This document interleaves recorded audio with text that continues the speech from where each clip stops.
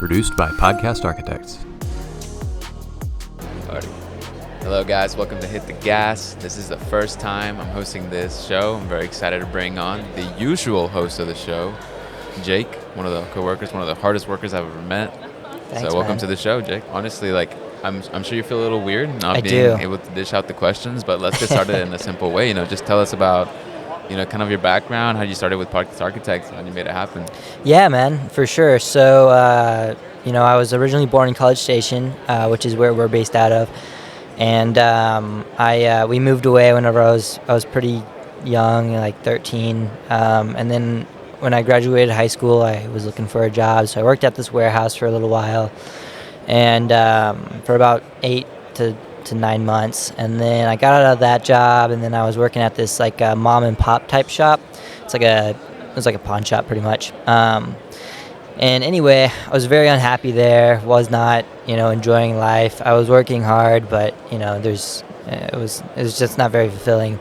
Anyway, they ended up having some financial troubles and had to lay me off. And so that same day, I started calling everybody I knew to try to find a job. And so one of the people I called was a guy named Kyle Cameron, who he used to work here.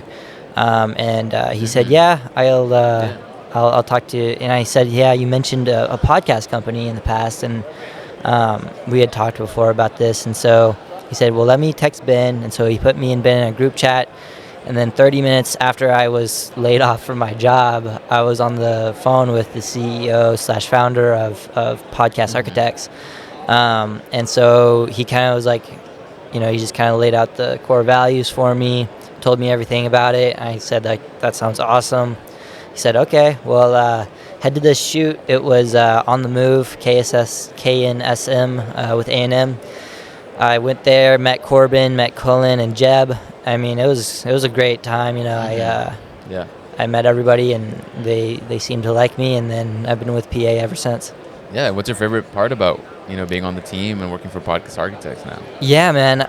I'd say just being able to make a difference in a company. Like McDonald's, you're gonna do the same thing every single day, and you're building structure. You're being creative, and your opinion actually matters. I think what Ben does and what PA does really well is making sure everyone's heard.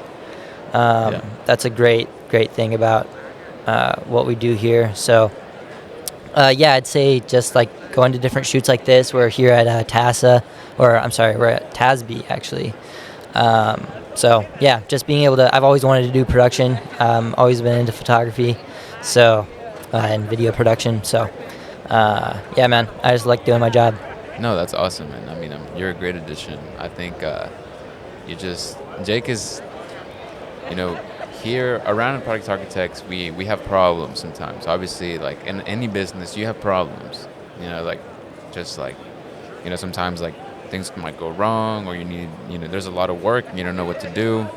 And so we call Jake the answer, because he's the answer to a lot of these problems. We'll be like, "Oh, we need this content staging done tomorrow," or "We needed it yesterday." And Jake's like, "I'm on it, I'll stay out." So Jake puts in the hours. He's a very hard worker. So I'm sure I am, but I'm speaking on behalf of Podcast Architects. I'm sure they'll back the statement up. Thanks, I'm man. very happy to have you. Yeah, man. On the team. That's awesome. Super nice. I really appreciate that. Yeah, I'd say the same to you. No, yeah, and it's a great group. It's a great group. And it's nice. How was it hard adjusting to Podcast Architects? It was. Or how was that process for you? Maybe it wasn't. You just said it was, but. Yeah. Just kind of tell us a little bit more about that. Yeah, no, it was actually pretty difficult. I've never worked in an office job, and I told myself my whole life, the last thing I'm gonna do is, work in front of a computer. I watched my dad, and he was pretty miserable, going to the office every day, and I was like, man, I'm not gonna do that. So as probably, and a few other people I've talked about on the show a few times, I have scoliosis, and so originally I didn't want to do this at all. I wanted to join the military and go be a Navy SEAL, and because of my scoliosis, they wouldn't let me in, so dreams kind of crushed, so I had zero plans after that. But anyway, that's to say, I was not, planning on going to college. I was not planning on working on anything kind of intellectual. Not to say that I wasn't learning things. So yeah, the adjustment was pretty difficult. Going through the training, figuring out like how to work stuff, and the thing about this job is you have to be smart to even do content staging. You have to know like about things or know how to do research to like write proper descriptions of episodes and stuff like that. So Right. yeah, I'd say the adjustment was hard, but I'm doing a lot better now.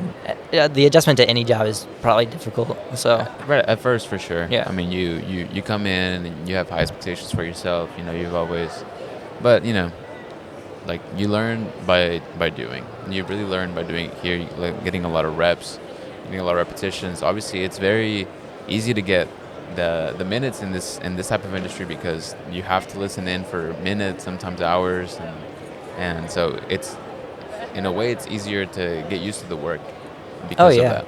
100%. Yeah, man, that's a great point. Yeah. What about you? Was it hard for you to transfer? Like, was it difficult whenever you started?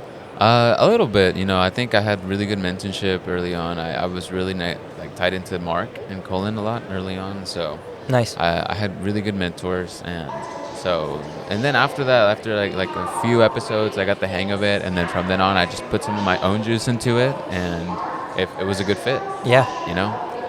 Nice. And Jake, tell us about you said you wanted to be in the military and how that was a hard process for you to switch back from that, and sometimes they say like rejection sometimes is redirection, right? And so Yeah. how do you feel like that's how are you going to make that part of your story, and how it's going to drive you, motivate you towards whatever you were meant supposed to be doing, and how are you going to take that and maybe use Podcast Architects as like a stepping stone into where you want to get to or where you want to be? Yeah. That's a great point. Yeah, I did.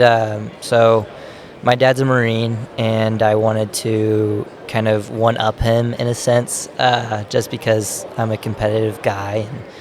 And, yeah, I mean, it was pretty difficult, man. I was pretty crushed. My heart was, shattered into a million pieces. That's the only thing I wanted to do since I was probably 6 or 7 years old. Yeah, that's hard. And so, whenever you're 17 and that gets rejected, yeah, I mean, like I was super depressed. I continued to work out just because that was the only thing that would keep stuff off of my mind. But Right. the whole reason I started working out was so I could be strong whenever I went into the military. And so I read hundreds of books and watched hundreds of videos about how to be ready, how to be mentally strong. And then I was in pain all the time from my back, and I still am for the most part.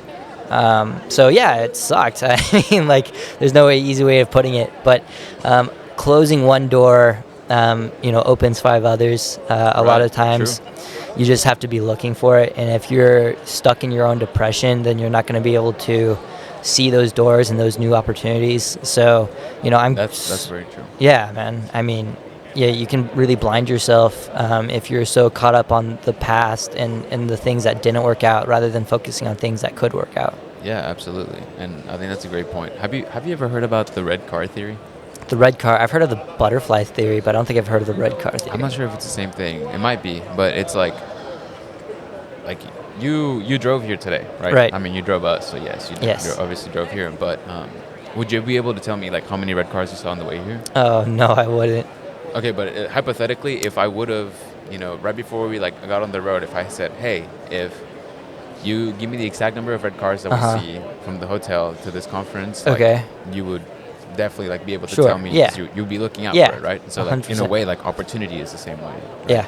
Like if you're not looking, it's sometimes it's there. Most of the times it's there. Mm-hmm. You have to be looking out for That's it. such a good point. Yeah. So. Yeah, that's interesting. I've never heard of that before. Yeah. I like that a lot. But I mean, the fact that you already have that mindset is really good. Thanks, man. That's the way it's supposed to be, and you can only grow, and only good things can come out of a mindset like that. Yeah, I totally agree. A large part of that is thanks to my mom and my dad. They helped me out a lot through the process and had a good support group. So I think having a good support group when you're going through a tough time like that is very important. So yeah, well, anyway. awesome, Jake, and thanks for hopping on the other side of the show, on the other chair, and we really appreciate you having me at Podcast Architects. Thanks for having me on, man. I appreciate your time. Yeah, already. All awesome. Good. Sounds good. Produced by Podcast Architects.